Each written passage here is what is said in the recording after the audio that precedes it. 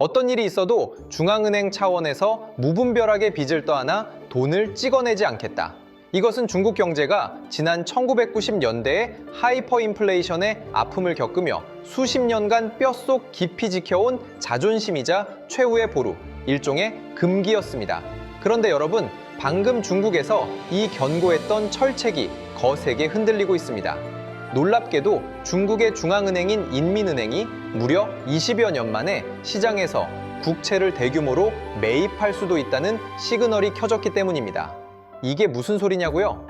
쉽게 말해 세계에서 가장 보수적이던 중국 중앙은행이 정부의 빚을 대신 받아주고 시장에 위안화를 쏟아붓는 길, 이른바 중국판 양적완화의 봉인이 해제될 준비를 하고 있다는 뜻입니다.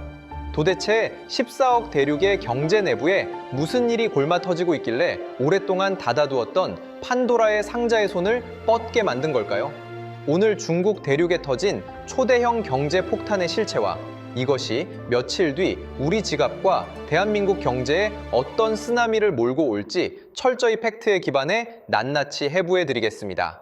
우선 지금 쏟아지고 있는 이 무시무시한 상황을 냉정한 팩트 위주로 짚어보겠습니다. 공산당 최고 수뇌부에서 흘러나오는 이야기는 단순한 시장의 루머가 아닙니다. 시장에서 국채 매매를 점진적으로 다시 늘리라는 지시가 문건을 통해 기정사실로 나타났습니다. 사실 중국 현행법상 인민은행이 정부로부터 직접 국채를 사들이면서 무제한 돈 복사를 하는 것은 법으로 엄격히 금지되어 있습니다.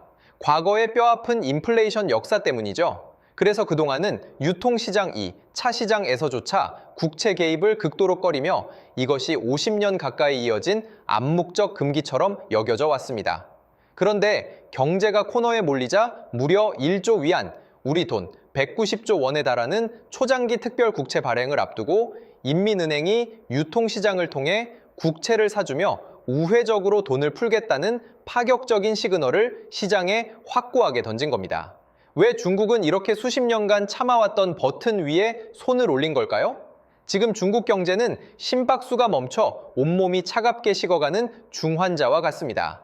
헝다, 비구이 위안 사태로 촉발된 끔찍한 부동산 시장의 도미노 붕괴, 그리고 눈덩이처럼 불어나 규모와 한계조차 정확히 파악되지 않는 수경 단위의 지방정부 숨겨진 부채 LG FV, 여기에 대도시 거리로 쏟아져 나온 청년 실업자들까지 겹치며 소비 심리가 완전히 얼어붙었습니다.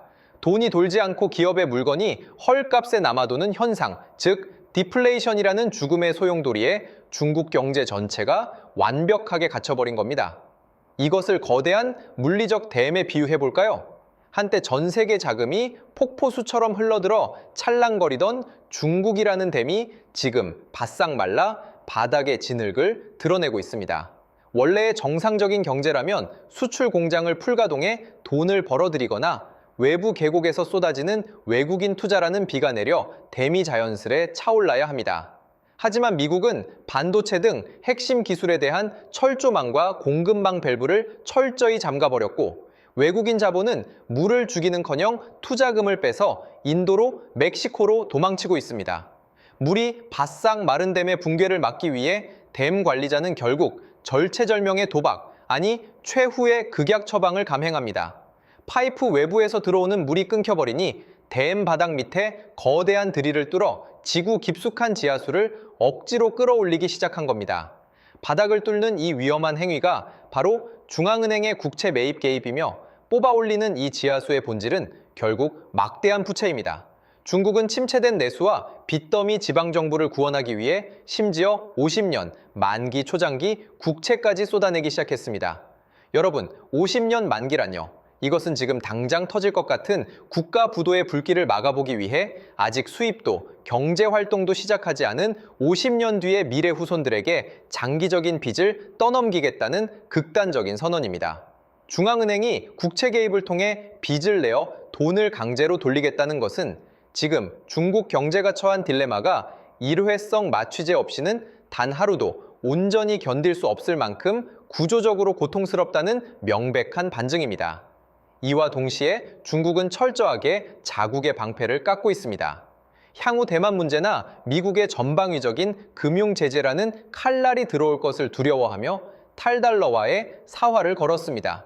보유하고 있던 막대한 양의 미국 국채를 쉼없이 무서운 속도로 내다 팔고 그 빈자리를 대신해 전 세계 중앙은행 중 가장 공격적으로 무려 17개월 연속 실물 금골드를 블랙홀처럼 흡수했습니다. 이는 미국의 금융 공격에 흔들리지 않고 독자적인 위상으로 끝까지 생존하겠다는 결연하고도 무서운 의지입니다. 자, 그렇다면 우리는 여기서 한 발짝 물러서서 냉정하게 질문을 던져야 합니다. 이 엄청난 규모의 중국판 부채 주사약이 만약 시장 통제력을 잃고 실패하여 위안화 가치가 폭락하고 아시아의 거인인 중국 경제가 통제 불능의 하드랜딩 추락을 겪는다면 우리 대한민국 국민의 지갑과 주식 계좌는 과연 안전할까요? 안타깝게도 결코 안전하지 않습니다. 우리에게 다가올 첫 번째 공포는 이른바 디플레이션의 강제 수출입니다. 얼어붙은 14억 내수 시장에 갇혀 도저히 팔리지 않는 철강, 화학 제품, 전기차, 태양광 패널 등 어마어마한 양의 중국산 재고 물량들이 생존을 이유로 단타성 초저가를 무기 삼아 전 세계로 쏟아질 가능성이 매우 높습니다. 이렇게 되면 품질과 가격 양면에서 중국과 치열하게 등터지며 경쟁하고 있는 한국 핵심 수출 산업 기업들은 영업 이익 직격탄을 맞고 치명적인 주가 하락이라는 대가를 치러야 합니다. 둘째로 무서운 것은 환율의 기계적 동조화 현상입니다. 것이 외환 시장에서 한국 원화는 중국 위안화의 대리통화, 즉 비슷한 운명 공동체로 취급받는 경향이 매우 짙습니다.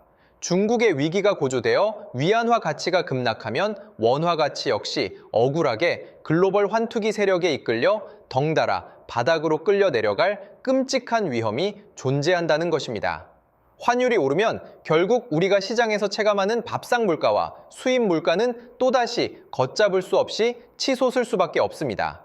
그렇다면 14억 대륙이 뿜어내는 이 다가올 지각 변동 앞에서 평범한 대한민국 시청자 여러분은 어떻게 자산을 지켜내야 할까요? 맹목적인 비관도 막연한 희망도 우리에겐 사치이자 독입니다. 첫째, 내 주식과 펀드 투자 포트폴리오의 무게중심을 점검하고 뼈를 깎는 재조정에 나서야 합니다.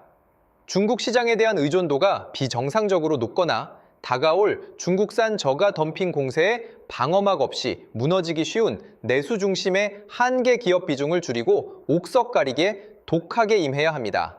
둘째, 위안화와 동조하며 요동칠 원화 가치 하락에 대비하여 최후의 보루를 만들어 두어야 합니다. 우리 자산의 일정 부분은 반드시 글로벌 기축통화인 달러 현금이나 중국마저 사활을 걸고 매집 중인 불변의 안전자산, 실물, 금골드 등 환율과 연동되어 보호받을 수 있는 무기로 분산해 두어 극한의 외부 위기에도 쓰러지지 않을 맷집을 굳건히 유지해야 합니다. 50년의 철칙과 견고했던 금기가 깨어지는 거대한 역사적 변곡점의 한가운데 서 있는 지금, 시진핑의 이 전례 없는 파격 도박은 과연 빚더미 대륙의 숨통을 트이울 극약 처방이자 기사회생의 신의 한 수가 될 것인가? 아니면 경제구조의 필연적인 붕괴를 잠깐 뒤로 미룬 채 결국 모든 것을 터뜨려버릴 시한폭탄 도화선에 불을 붙인 것인가? 옆나라 거인의 발자국이 만들어내는 지정학적 진동 속에서 영문도 모른 채 우리의 지갑과 자산을 빼앗기지 않고 스스로를 방어해낼 수 있는 날카로운 안목이 어느 때보다 가장 절실한 시점입니다. 오늘 전해드린 팩트 폭격이 여러분의 차가운 경제적 판단에 도움이 되셨다면 귀한 구독과 알람 설정 꼭 부탁드립니다. 저는 다음 시간에도 그 누구보다 정확한 데이터와 흔들림 없는 경제 통찰로 가장 먼저 찾아뵙겠습니다. 감사합니다.